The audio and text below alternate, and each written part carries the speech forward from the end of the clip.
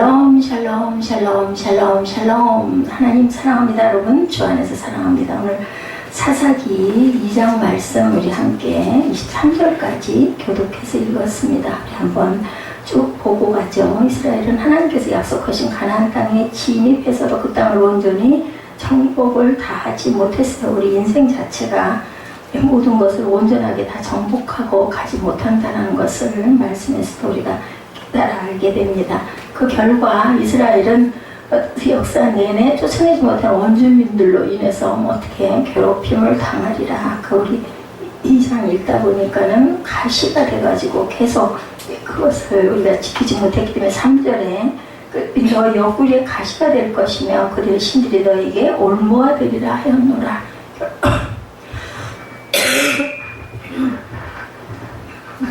그것을 다 하지 못했기 때문에 그래서 느끼는 거는 우리가 주님께서 주신 귀한 축복을 잘 누리지 못하는 게 우리가 그것을 다 감당하지 못할 때 이런 그 아픔과 고통이 분명히 인생의 삶 속에 따라오겠구나라는 것을 저는 깨달았습니다.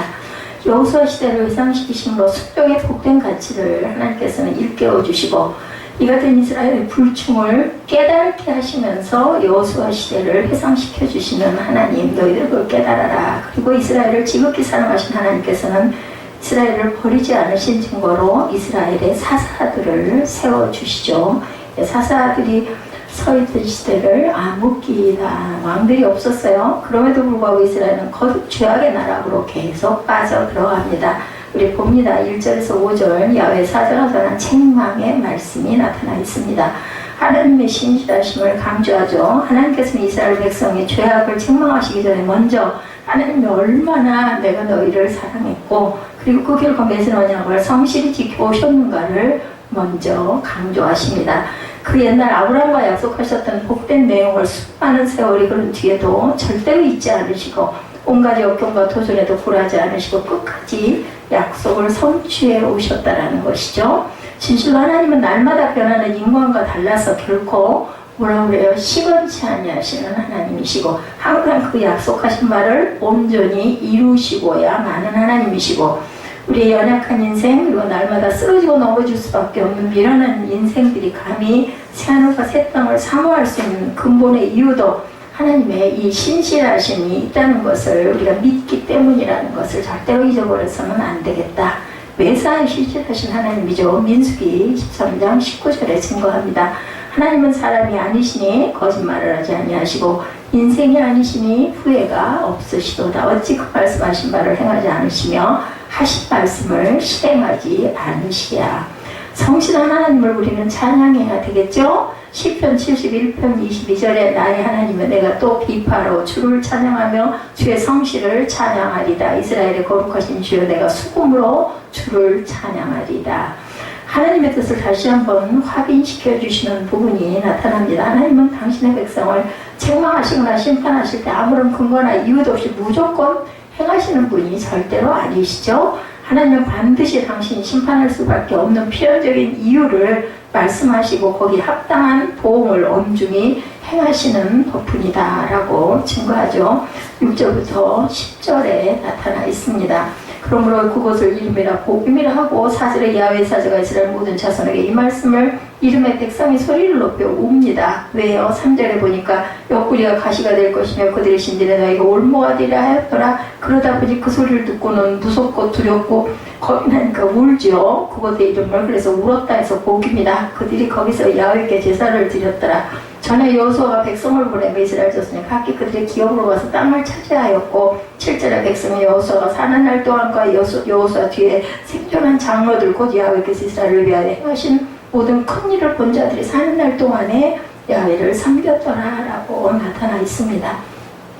그래서 항상 하나님은 인생처럼 재판을 굽게 하시는 분이 아니다. 공직, 공의와 정직으로 항상 이 인간을 심판하시는 분이고 그리고 약속하신 건 꼭 지키신다. 그래서 여호수아가 있는 날 동안에 야훼를 섬기는 그 장로들이 행하는 모든 것들을 큰일이 있는 그 동안 사는 동안에 야훼를 섬겼고 8절에 여호와의 종 눈의 아들 여호수아가 110세에 죽었죠. 무리가 그의 기업의 경내 에브라임 산지 가스산 북쪽 딥낫 헤레스에 장사하였다.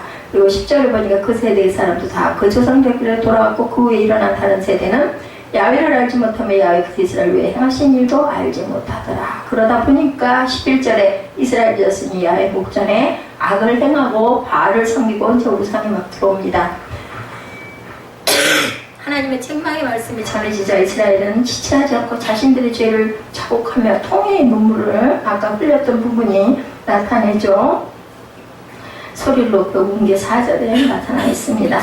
네, 그래서 창세기 세상을 공의로 심판하신 하나님에 대해서 창세기 18장 25절에 주께서 이같이 하사 의인을 악인과 함께 죽이심은 부당하며 의인과 악인을 같이 하심도 부당하나이다. 예, 그렇게 그 고백을 합니다. 함께 죽이시는 것은 부당하다. 세상을 심판하시는 이가 정의를 행하실 것이 아니니까 라고 얘기를 합니다. 그래서 정의와 공의를 사랑한다고 시편 33편 5절에 그는 공의와 정의를 사랑하시며 세상에는 야훼의 인자하심이 충만하도다. 하나님 앞에서 통회하는 이스라엘을 4절에 하나님의 책망의 말씀이 전해지자 이스라엘은 지체하지 않고 자신들의 죄를 자복하며 통회의 눈물을 흘립니다. 이런 즉각적이고 겸손한 자세가 죄인이 하나님의 은혜를 덧입을 수 있는 유일한 자세다. 우리는 잘못했던 걸 깨달았을 때는 바로 보여야 돼요. 엎드려야 되겠죠. 큰일 나네. 기침 잡고 나서. 참된 회개자의 자세는 누가복음 18장 13절이죠. 세리는 멀리 서서 감히 눈을 들어 하늘을 쳐다보지도 못하고 다만 가슴을 치며 이르되 하나님이여 불쌍히 여기소서 나는 죄인으로소이다 하였느니라. 이렇게 나타납니다. 여호수아 시대의 회상이죠. 하나님을 온전히 신하게 된 여호수아 시대에 대해서 아까 5절 이하에 쭉 저희들 함께 읽어봤습니다. 10절까지 이스라엘 백성이 출애굽 때 가나안 정복 당시부터 영육간에 극심히 타락해 간 것이 아니고 오히려 자신들을 날마다 도우시며 항상 이기게 하신 하나님의 전능하신 손길을 인격적으로 체험했을 때에는 하나님을 평안케 하기를 주저하지 않았다라고 나타납니다. 그런 이스라엘에게 여호수아 시대 때 그들은 감히 하나님을 전면적으로 부인하지 못했습니다. 하나님의 은혜를 날마다 경험했고 그 은혜에 감격하여 하나님을 높이 찬양하고 경배하기를 잊지 않는 인생들이라고 한다면 하나님을 배반하며 하나님의 뜻과 무관하게 살아갈 수는 당연히 없겠죠. 그리고 하나님의 베풀어 주신 은혜를 그저 지나버린 과거의 일로 절대로 묻어주지도 않고 그 은혜를 늘 기억하고 기념하는 인생이라면 감히 하나님의 영광을 가려울 수가 당연히 없었을 겁니다. 저와 여러분들도 신앙의 승패도 바로 여기에 달려있다. 그래서 왜 뭐해요? 그래서 항상 예배를 합니다. 그리고 말씀 속에서 또다시 깨닫고 또다시 감동하고 또다시 기뻐하고 그리고 또 확증을 자꾸 받죠. 그래서 예배는 끊어져서도 안 되고 말씀이 살아서 육신으로 계시는 말씀, 그 말씀을 항상 우리가 가까이 해야 되겠다. 전능하신 하나님의 후원에서 출애굽기 6장 6절에 그러므로 이스라엘 자손에게 말하기를 나는 야훼라 내가 애굽 사람의 무거운 짐 밑에서 너희를 빼내며 그들의 노역에서 너희를 건지며 편팔과 여러 큰 심판들로서 너희를 속량하였다라고 증거하고 있습니다. 성도의 신앙적 결단에 대해서 시편 77편 11절에서 15절에 나타나 있죠. 곧 야훼의 일들을 기억하며 주께서 옛적에 행하신 기이한 일을 기억하리이다. 12절에 주의 모든 일을 작은 소리로 읊조리며 주의 행사를 낮은 소리로 되뇌이리이다. 13절에 하나님의 주의 도는 극히 거룩하시오니 하나님과 같이 위대하신 신이 누구니 없고 주는 기이한 일을 행하신 하나님이시다. 민족들 중에 주의 능력을 알리시고 주의 팔로 주의 백성 곧 야곱과 요셉의 자손을 속량하셨나이다. 성도의 신앙적 결단이 바로 이 5구절 안에 그대로 들어 있습니다. 모든 일을 우리가 입술로 고백할 줄 알아야 되겠죠. 하나님의 일을 기억할 줄 알아야 되겠죠. 그리고 하나님과 같이 위대하신 신이 없다라고 우리는 선포할 줄 알아야 되고 그리고 민족들 중에 주의 능력을 우리에게 알려주시고 주의 팔로 우리를 항상 속량하시고 보듬고 보호하시는 하나님이다. 하나님을 잊어버리는 그 사사시대에 대해서 말씀하고 있습니다. 이제 11절부터는 아무도 하나님을 모릅니다. 이스라엘 자손이 야훼 목전에 악을 행하고 바알을 섬기고 애굽 땅에서 그들을 인도해내신 그들의 조상들이 하나님 야훼를 버리고 다른 신들과 그들의 주위에 있는 백성의 신들을 따라 그들에게 절하여 야훼를 진노하게 하였을 때 그들이 야훼를 버리고 바알과 아스다로를 섬겼으며 야훼께서 이스라엘에게 진노하사 노력하는 자의 손에 넘겨주사 그들의 노력을 당하게 하시며 또 주위에는 모든 대적의 손에 파라는 위심에 그들이 다시는 대적을 당하지 못한다. 대적들에게 계속 그저 당하는 그러한 일들을 일으키신다라는 거죠. 시간이 지나면서 하나님의 은혜를 목도하고 체험했던 자들의 수가 감소하고 이제 다 돌아가고 없어요. 1세대들이. 하나님의 은혜를 모르는 자들은 자연히 하나님의 권위를 인정할 수가 없죠. 모르니까. 그죠? 그리고 하나님의 뜻을 무시하고, 나쁜 우상들을 섬길 수밖에 없었다. 헛되이 받아서는 안 되는 은혜입니다. 은혜는 고린도후서 6장 1절에 우리가 하나님과 함께 일하는 자라서 너희를 권하노니 하나님의 은혜를 헛되이 받지 말라고 말씀을 합니다. 은혜를 잊어버렸다고 호세아 13장 5절에도 내가 광야 마른 땅에서 너를 안 하는데 너는 그 은혜를 잊어버렸느냐라고 말씀합니다. 그래서 사사시대 전체의 요약을 보면 이스라엘이 고통당하게 된 근본적인 이유, 우상 숭배죠. 당연히 오늘 11절 이하에 나타난 것처럼 가나안 정복 사업이 어느 정도 마무리되고 가나안 땅에서 정착을 시작하게 된 이스라엘 백성은 그렇게도 희구해 왔던 평화의 때를 맞이할 수가 없게 됐어요. 왜요? 그 땅에서 다 쫓아내지를 못했기 때문에 오히려 그들은 가나안 원주민들로부터 끊임없는 침탈을 당하고 고통을 감수해야 되는데 그것은 왜 그렇게 온전한 정복을 못했기 때문에 너희 몸에 뭐가 되게 하리라 가시가 되게 하리라고 말씀하고 있죠. 옆구리의 가시 3절에 나타나 있죠.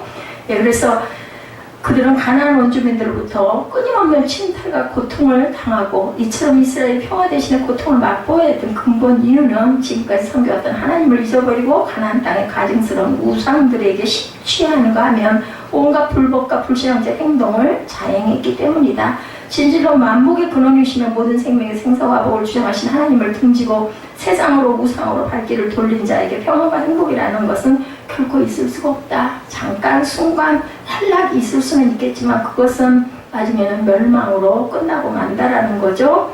자, 그래서 우리는 행복을 운운하기 전에 먼저 내 위치가 지금 어디 있는지를 항상 돌아보고 살펴볼 줄 알아야 되고 그리고 주변의 사람들의 말에도 귀를 기울여야 될 줄로 믿습니다.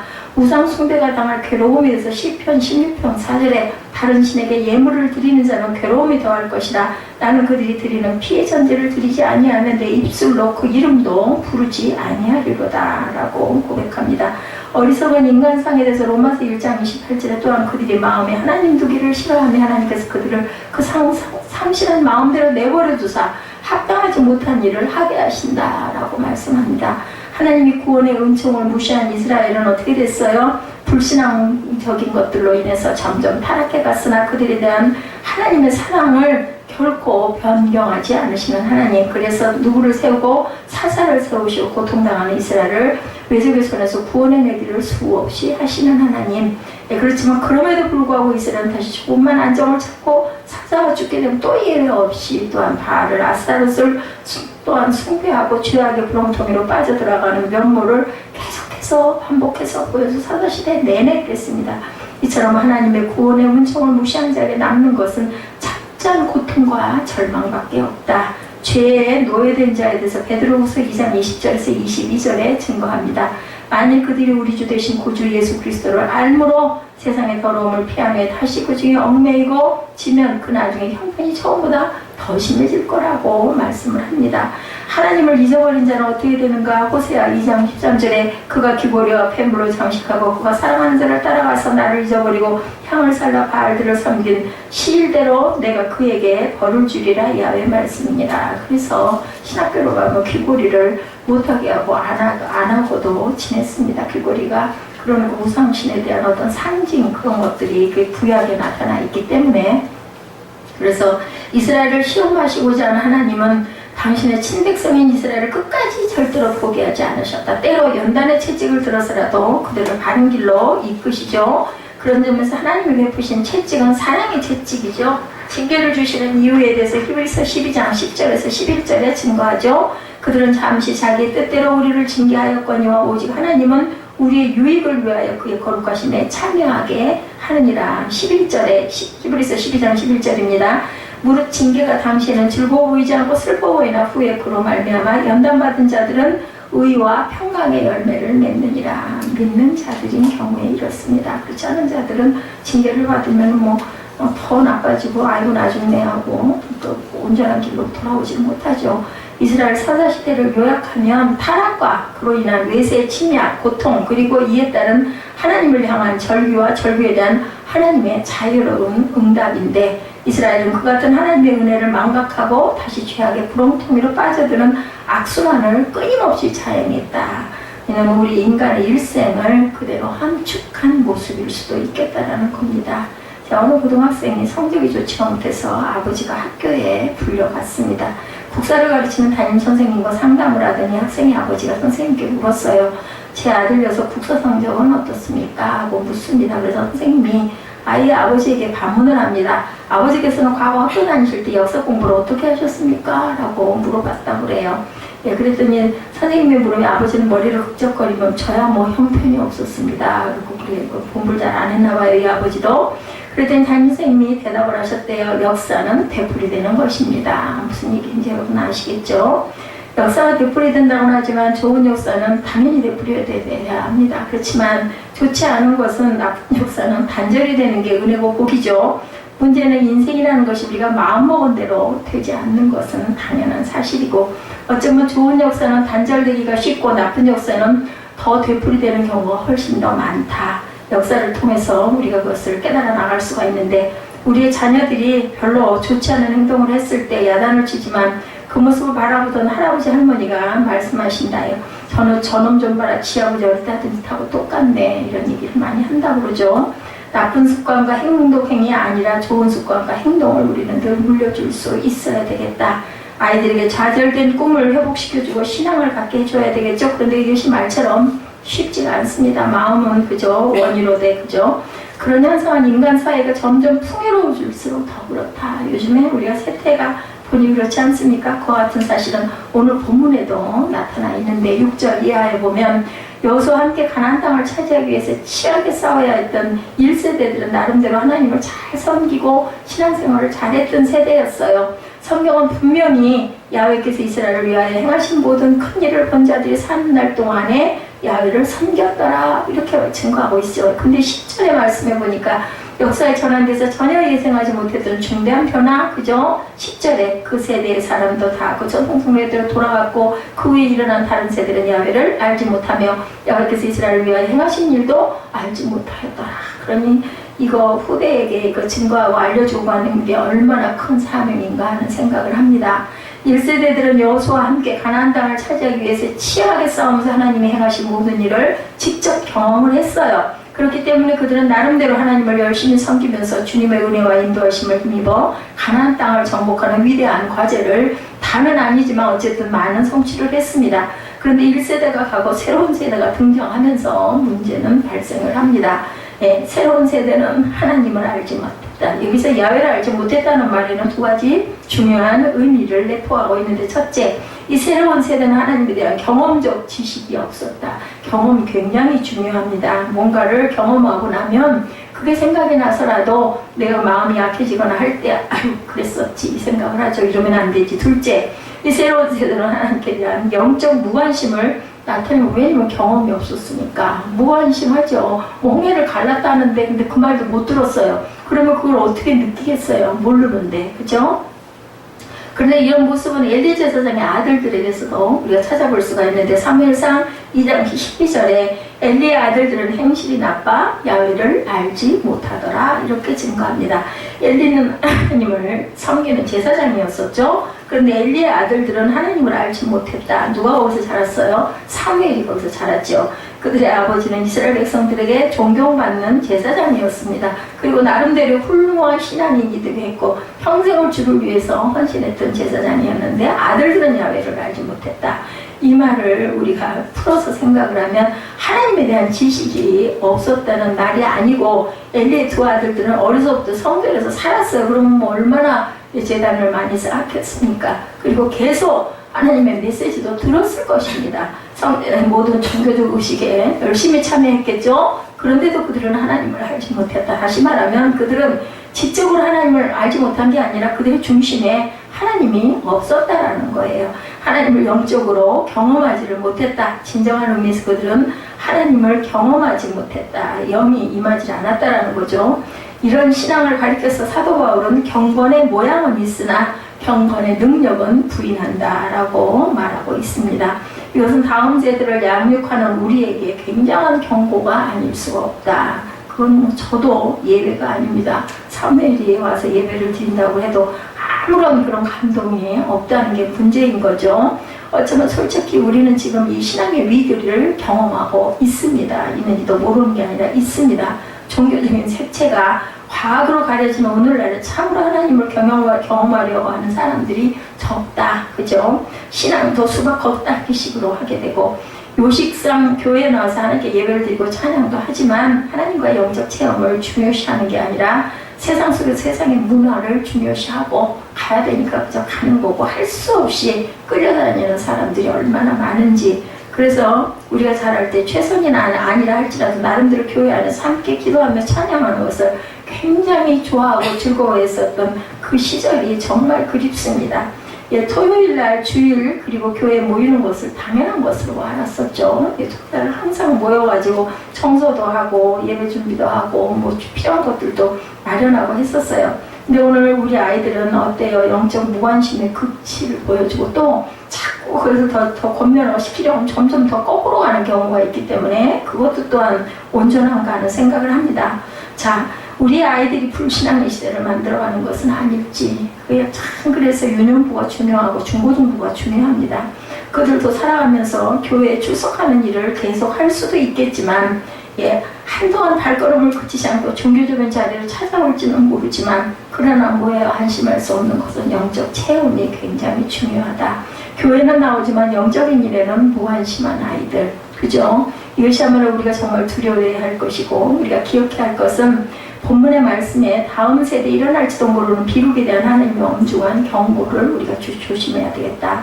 우리는 우리 아이들이 하나님을 알지 못하는 세대가 될 수 있다는 사실을 늘 두려워해야 되겠고, 살아가면서 우리에게 이런 영적인 위기가 찾아오는 이유는 우리 신앙생활을 하면서 경계할 내용이기도 한데, 첫째, 현실에 안주하려는 의식이 있지는 않은지. 사람들은 안정이라는 단어, 안식이라는 단어 이런 굉장히 좋아하죠.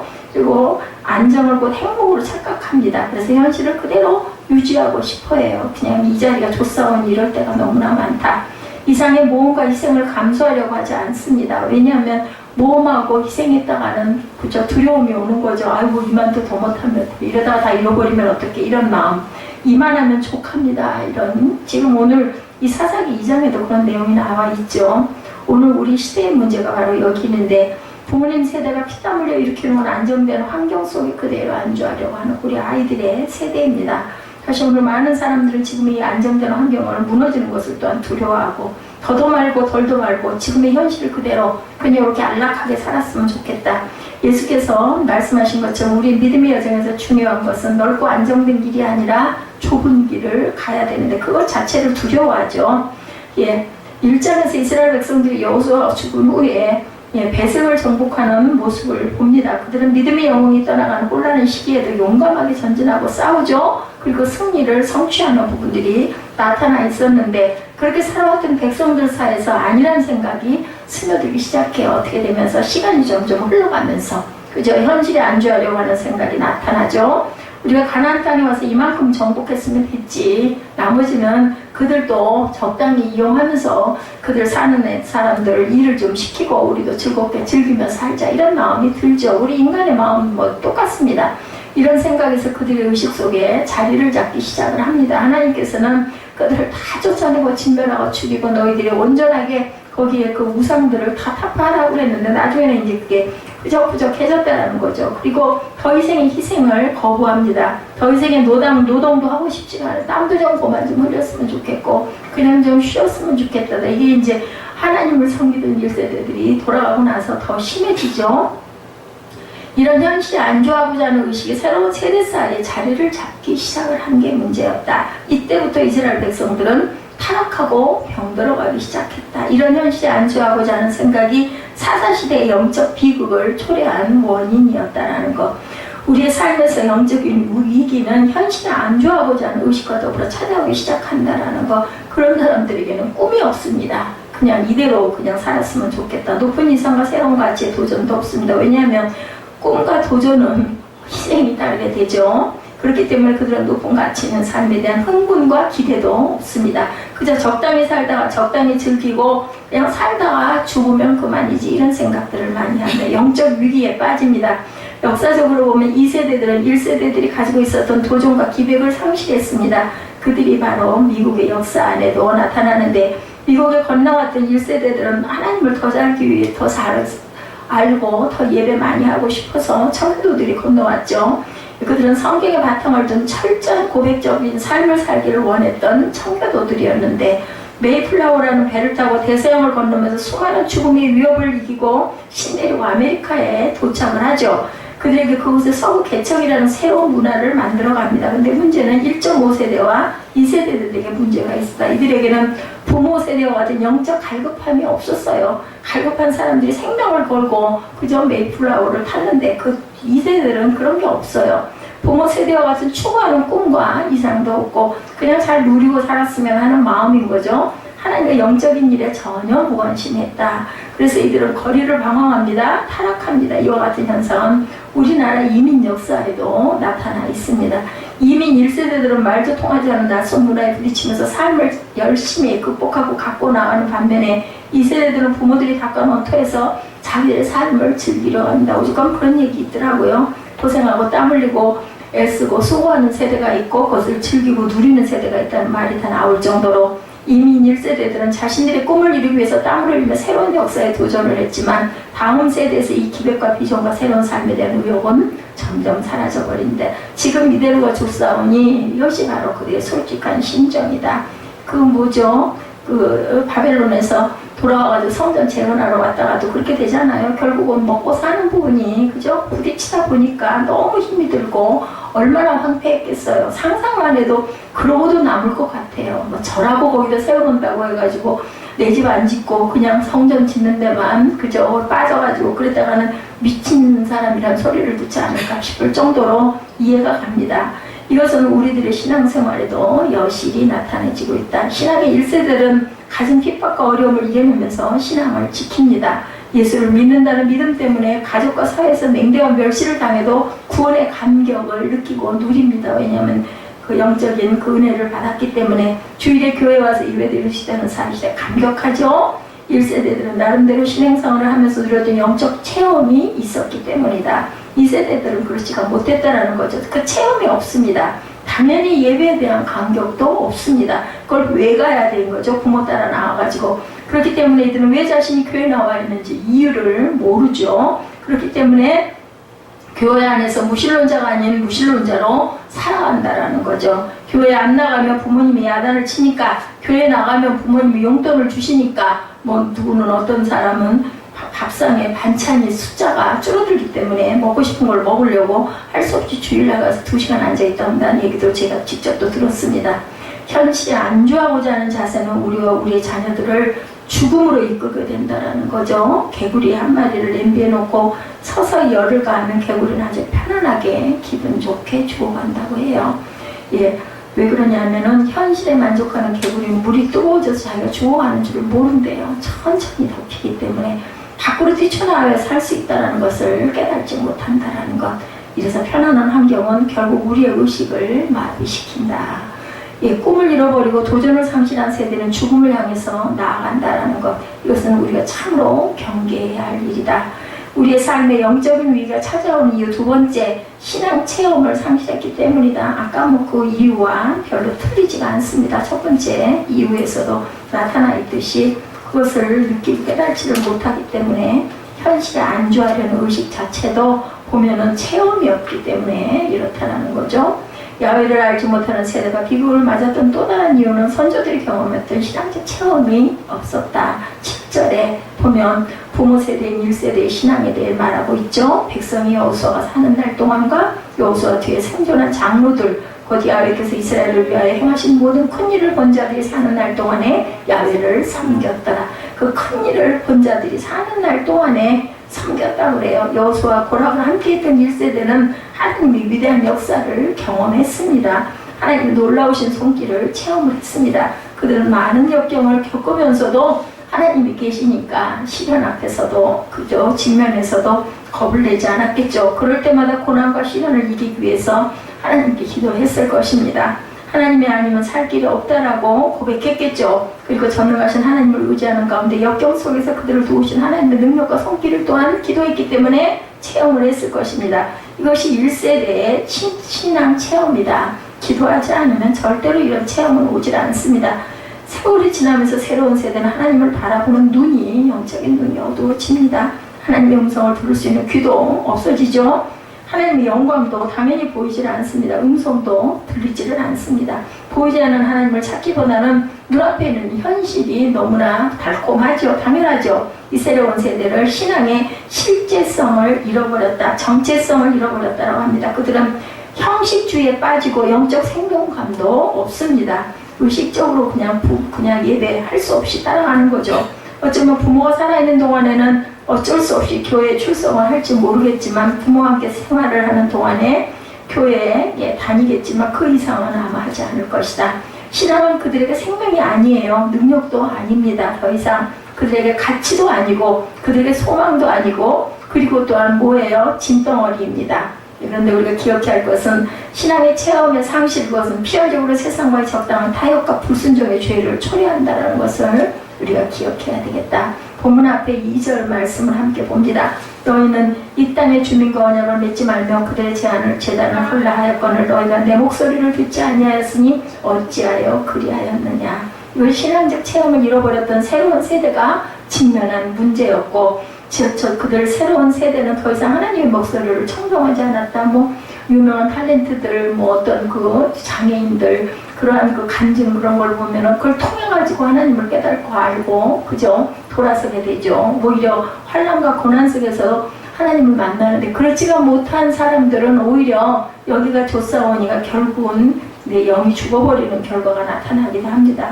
하나님의 말씀에 당연히 순종하지 않죠. 오늘 우리의 시대의 문제, 우리 자녀에게 문제, 그것은 지금 제가 이 말씀을 드리고 있지만 사실 제게 하는 하나님의 음성입니다. 하나님의 음성을 드리려고 하지 않는다는 것, 내가 하나님의 사람이 된다는 것은 하나님의 말씀에 귀를 연다는 것이고, 소리를 우리가 듣고 싶은 소리만 듣게 돼요. 아무리 열심히 외치고 소리를 해도 내가 듣고 싶지가 않으면 안 들립니다. 사사시대는 바로 이 하나님의 음성을 듣지 않았기 때문에 신앙 체험을 상실했다. 그리고 그들의 신앙에 위기가 찾아올 수밖에 없었고, 신앙생활을 하지만 체험이 없는 신앙, 죽은 믿음이 될 수밖에 없었다. 그런 신앙은 그의 삶에 아무런 의미도 제공해 주지 못하고 그것을 우리가 항상 두려워하고 염려할 줄 알아야 되겠다. 그렇다면 어느 날 갑자기 내 앞에 찾아올 수 있는 영적인 위기를 극복하기 위해서 우리는 어떻게 해야 될 것인가? 우리의 다음 세대에 하나님을 알지 못하고 하나님을 떠나가고 그래서 의미 없는 삶에 만족하게 살아가는 비극을 맞지 않게 하려면 우리가 기억해야 될 건 회개죠. 첫째로 회개운동처럼 중요한 건 없습니다. 우리의 신앙이 영적 위기를 맞이하고 우리의 자녀들이 신앙적 체험을 상실한 것은 1세대들의 책임이었다는 것을 기억해야 되겠다. 그러므로 1세대가 먼저 회개하고 2세대가 그 다음에 회개를 할 수 있게끔 우리가 이끌고 가야 되겠다는 것이 우리의 중차대한 사명입니다. 하나님께서 신명기 6장 7절에 앞으로 약속의 가나안 땅에 들어가게 될 이스라엘 백성에게 중요한 명령을 내리시죠. 6장 7절입니다. 신명기 6장 7절. 내 자녀에게 부지런히 가르치며 집에 앉았을 때든지 길을 갈 때든지 누워있을 때든지 일어날 때든지 이 말씀을 강론할 것이며, 이렇게 말씀을 합니다. 본문에도 1세대인 부모에게 말씀하시는 내용은 자녀들에게 하나님의 말씀을 분명하게 가르치라고 말씀하죠. 하나님을 올바로 알아가고 하나님을 전심으로 섬기는 신앙을 가르치라는 겁니다. 그것이 언제나 항상 그렇게 가르쳐야 되겠다. 그런데 우리는 어떨까? 이 복음, 이 신앙을 지키기 위해서 많은 멸시와 박해를 받으면서도 하나님을 향한 믿음을 붙잡았는데, 주일날 교회 와서 찬양하고 예배 드릴 수 있다는 것은 최고의 기쁨으로 여기고 있었는데 그 신앙의 열정을 우리는 아이들에게 가르치고 있는지, 그죠? 영어 단어 하나는 외워야 한다고 난리를 치면서도 성경 한 구절 암송해야 한다고 강요하지 않는 것, 참 열심히 성경 암송시켰던 것 같아요. 근데도 결과는 지금 아이들이 저렇습니다. 세상에서의 출세와 성공에 대해서는 이야기를 하면서 하나님 안에서 영적 성공에 대해서는 전혀 말하지 않죠. 하나님이 기뻐하시는 그의 나라와 의를 구하며 하나님을 전심으로 섬기는 길에 대해서는 침묵하는 그런 부모들이 너무나 많다. 우리는 이 부끄러운 행동을 우리가 먼저 회개해야 된다. 자녀들을 하나님 앞에서 살아가게 하는 신앙적 가르침에 실패했다면 지금이라도 하나님 앞에 자복하고 자녀를 위해서 기도해야 되겠다는 거죠. 그리고 다음 세대에게 적극적으로 하나님에 대해서 알리고 가르쳐야 되겠다. 하나님의 영광을 드러내야 되겠죠. 그리고 전심으로 하나님을 사랑하는 것을 또한 가르쳐야 되겠다. 우리 아이들이 우리의 품에서 떠나 살아갈 때에도 자신 믿는 하나님을 고백하고 하나님 앞에 나아가 당당하게 살아가는 신앙인의 삶을 가르쳐야 되지 않을까.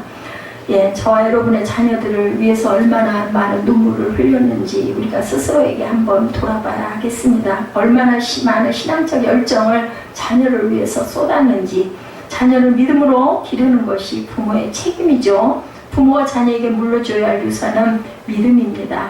우리가 자녀들에게 믿음을 물려주지 못하고 있다면 회개해야 되고, 그리고 나아가 새로운 세대에게도 회개를 가르쳐야 되고, 자녀들이 불순종의 죄를 회개해야 하도록 이끌어야 되겠죠. 부모의 그늘에서 현실에 안주하려고 했던 죄를 회개하도록 해야 되겠다. 사람이 도전 없는 삶에 적응하다 보면 새로운 꿈을 꾸지 못합니다. 그리고 현실에 안주하고 싶은 마음이 생길 수밖에 없다라는 것. 세상 속에서 세상 문화에 젖어 살다 보면 어느 순간 하나님과 영적인 일에 무관심해지죠. 라오디게아 교회가 범한 죄처럼 나는 부자라 부족한 것이 없다고 하지만 하나님께서는 말씀하시죠. 내 공고한 것과 가련한 것과 가난한 것과 눈먼 것과 벌거벗은 것을 알지 못하는도다. 계시록 3장 17절입니다. 우리는 영적으로 눈 멀어 있고 가난하고 앙상하게 메말라 있고 우리의 아픔을 보지 못하고 수치를 깨닫지 못하고 있다는 것. 하나님 앞에 엎드리지 못하고 하나님의 영광을 구하지 못하고 하나님을 의식하지 못하는 것이 우리들의 모습이고 다음 세대들과 함께 하나님 앞에 나아갈 그러한 모습들이라는 것. 하나님께서는 전환기 영적 위기를 맞은 이스라엘 백성들을 치료하시라고 한 장소로 그 백성들을 인도하죠. 바로 복임이었습니다. 사사기 2장 4절 5절에 나타나 있었죠. 야훼의 사자가 이스라엘 모든 자손에게 이 말씀을 이름해 백성이 소리를 높여 운지라. 그러므로 그곳 이름을 복임이라 하고 그들이 거기서 야훼께 제사를 드렸더라. 오늘 본문이 6절에서 15절 중심입니다. 여기서 복임이라는 말은 우는 자들이라는 뜻이죠. 이스라엘 자신들의 안타까움 그리고 자신들의 영적인 가난과 헐벗음을 바라본 거죠. 다음 세대를 위해서 기도하지 못했던 무책임한 모습도 그들은 깨닫고 회개하고 울었다라는 거예요. 오늘 본문 내용이. 그래서 하나님의 채찍과 하나님의 심판 앞에 놓고 하나님의 용서와 도우심을 구하면서 주 앞에 엎드려 눈물로 회개를 하는 모습입니다. 그것이 저와 여러분의 모습이 되어야 되겠죠. 후세들에게 제대로 신앙을 가르치지 못한 무책임한 자세를 우리는 눈물을 흘리며 회개할 줄 알아야 되겠다. 목적을 이루는 것보다 목적을 이루기까지 삶의 자세가 더 중요하다는 것. 성공이나 실패보다 인생에서 훨씬 중요한 것은 삶의 내용이죠. 인생은 사다리를 타는 것과 같습니다. 문제는 많은 사람이 올라간 후에 그들이 잘못된 자리에 서 있다는 것을 알게 된다는 것이 문제예요. 그죠? 가장 위험한 것은 잘못된 방법으로 성공하는 것. 실패보다 비참한 것은 하나님이 원하지 않는 방법으로 성공하는 것이라는 것. 하나님은 우리에게 얼마나 크고 성공했느냐 그걸 묻지 않습니다. 어떻게 성공했느냐를 물으신다. 둘째로 도전하게 해야 된다. 첫째는 회개, 두 번째는 도전. 우리 세대가 세속 문화를 극복할 수 있도록 가르쳐야 되겠고, 당시의 가나안 문화는 우상 문화였죠. 아까 우리가 읽어본 것처럼 풍요의 문화고 성의 문화고 쾌락의 문화고 불신앙의 문화였는데, 부끄러운 사실이지만 오늘날 우리의 문화는 과연 그렇지 않을까. 그러고도 남습니다. 지금 우리의 사회는 철저한 만머니즘의 문화죠. 돈이 우상화된 그런 문화. 돈 필요합니다. 성을 상품화하는 쾌락의 문화에 또한 빠져 있습니다. 인터넷이 다 열려 있다 보니까 우리의 다음 세대들이 이 문화에 젖어버리고 익숙해져 있습니다. 그래서 하나님의 영적인 일에 더더욱 무심할 수밖에 없습니다. 하나님을 생각하는 것은 심각한 부담으로 다가옵니다. 말도 안 돼 이러죠. 하나님을 전혀 의식하지 않고 살아가려고 합니다. 한여름밤의 불나방처럼 자신들의 즐거움과 쾌락을 위해서 불로 뛰어들면 죽음에도 불구하고 그걸 불로 달겨듭니다. 우리는 우리 자녀에게 너희는 이 세대를 본받지 말고의 교훈을 분명하게 가르쳐야 되겠죠. 우리의 자녀들이 타락하고 병든 문화에서 담대하게 빛과 소금의 역할을 할 수 있도록 해야 되겠는데, 자녀들이 병든 문화의 물결에 따라가게 해서는 안 되겠다. 돈보다 위대한 것은 신앙이라는 것을 우리가 가르쳐야 됩니다. 방법이 중요하겠죠. 그래서 삶의 진정한 가치, 진정한 의미, 하나님을 경외하는 믿음을 추구하는 삶을 살아가도록 자꾸 도전을 해야 되겠다. 죽은 물고기는 흐르는 물에 그냥 떠내려가죠. 예, 그러나 살아있는 물고기는 흐르는 물을 도전하며 거슬러 올라간다고 하죠. 우리의 다음 세대들은 자녀들이 세상 속에서 어떤 삶의 자세로 살아갈지, 예, 저와 여러분이 모아놓은 재산의 그늘에서 흐르는 물에 순응하는 삶을 살아가게 해서는 안 되겠죠. 자, 하나님 앞에 어떻게 해요? 형통한 자의 삶을 살아가도록 해야 되겠는데, 그러기 위해 세 번째로 비전을 심어줘야 되겠다. 우리는 자라나는 세대에게 꿈을 심어줘야 됩니다. 이스라엘 백성들이 거친 광야를 여행할 때 광야에서 수많은 시련과 어려움을 경험하면서도 지치지 않고 계속 앞으로 나아갈 수 있었던 것은 가나안 땅에 대한 꿈이 있었기 때문이죠. 적과 꿀이 흐르는 가나안 땅에 대한 비전이 있었기 때문입니다. 새로운 세대들은 가나안 땅에 들어오자마자 주저앉아 버렸어요. 그죠? 더 높은 꿈이 없었기 때문에 그들에게는 가나안 전봇보다 더 높은 꿈은 없었습니다. 꿈이 없으면 사람들은 삶의 의미를 잃어버리죠. 그 꿈이 없는 백성은 망한다, 이렇게 얘기를 하죠. 예, 이 땅에서 부귀영화를 누리는 것 이상으로 중요한 꿈을 키울 수 있도록 해줘야 되겠다. 마태복음 28장 19절에서 20절이죠. 그러므로 너희는 가든 모든 민족을 제자로 삼아 아버지와 아들과 성령의 이름으로 세례를 베풀고 내가 너에게 분부한 것을 가르쳐 지키게 하라. 볼지어다 내가 세상 끝날까지 너희와 항상 함께 있으리라. 그것을 뭐 하라고? 가르쳐 지키게 하라고 내가 너와 함께 있겠다고 말씀하고 계세요. 이 위대한 사명을 붙잡게 해야 되고 이 위대한 꿈을 갖도록 해야 되겠다. 그래서 내가 서 있는 곳에서 그리스도의 복음을 전하며 세상 사람들을 하나님의 말씀으로 변화시키는 삶에 대한 꿈을 자녀들에게 심어줘야 되겠고, 그리고 믿지 않는 자들에게도 증거해야 되겠죠. 이 위대한 꿈을 가르치지 못한다면 우리 다음 세대는 병들 수밖에 없다. 넷째로 희생을 가르쳐야 되겠다. 희생이 없는 비전이 당연히 성취될 수가 없겠죠. 인류 역사에서 희생하지 않고 위대한 꿈을 이룬 사람은 찾아볼 수가 없습니다. 우리는 자녀들에게 희생의 가치를 가르쳐야 되겠죠. 안일하게 키우지 말아야 합니다. 우리 자녀들은 그들이 맞닥뜨리는 환경에서 희생이 얼마나 중요한지를 알아야 되는데 아무것도 모릅니다. 우리 주변을 조금만 눈여겨봐도 어렵고 힘든 상황에 처한 이웃들을 발견할 수가 있고 굶주림과 고통 속에 살고 있는 세계 곳곳의 난민들을 보게 됩니다. 그래서 여행이 굉장히 중요하다고 그래요. 그런데 가서 많은 걸 체험할 수 있는 그러한 기회를 주는 것도 중요하다고 합니다. 우리 아이들보다 훨씬 열악한 환경에 살아가고 있는 아이들, 비참한 아이들이 얼마나 많은지. 70억에 80억이라고 하죠. 인구가 살아가는 이 시대에 이 지구에 깨끗한 물을 마실 수 있는 사람이 12억밖에 안 된다고 합니다. 7명 가운데 1명꼴이 맑은 물을 먹는다고 그래요. 나머지는 마실 물이 없어서 양동이를 가지고 반나절의 길을 왕래하면서 물 한 동이를 길어온다고 합니다. 그것도 우리가 도저히 마실 수 없는 구정물을 길어온다고 그러죠. 그 물을 마시고 그들은 곤충을 빌어서 콜레라, 장티푸스 등 수많은 질병에 허덕인다고 합니다. 그 결과 실명을 하거나 생명을 잃는다고 그래요. 그러니 우리는 얼마나 하나님께 은혜를 받은 자들인지, 얼마나 감사해야 될 것인지. 한때 골프의 황제라고 불렸던 타이거 우즈의 나이키의 모자를 쓰고 하루에 5,500만 원을 받았다고 그래요. 타이거 우즈가. 그런데 그 모자를 만드는 태국의 노동자들이 받았던 하루 일당은 4,000원이었다고 합니다. 모자 광고로 타이거 우즈가 하루에 벌었던 5,500만 원을 모으려면 태국의 노동자들은 38년을 일해야 한다고 그래요. 그들에 비하면 정말 우리는 풍요로운 삶을 살고 있는 우리들이다. 우리 자녀들의 삶의 안일함을 깨우쳐줘야 되겠고, 위대한 가치를 위해서, 그 위대한 영광을 위해서 살아가야 힘을 심어줘야 되겠고, 그리스도 안에서 꿈과 비전을 품고 내가 만났던 하나님을 향한 경험적인 신앙을 우리 아이들이 공유할 수 있도록 심고 가야 되겠죠. 자기를 희생할 줄 모르면 우리의 다음 세대는 사사시대의 교육처럼 하나님을 알지 못하고 하나님을 떠나는 죄를 범하게 될 것이다. 우리 모두 자녀를 신앙으로 양육하고 자녀들의 인생에 찾아올 수 있는 영적 위기를 막아주는, 그래서 하나님 앞에서 신실한 자로 살아갈 수 있도록 영적으로 깨어있는 그러한 자녀를 만드는 저 여러분들이 되시기를 주님의 이름으로 축복합니다.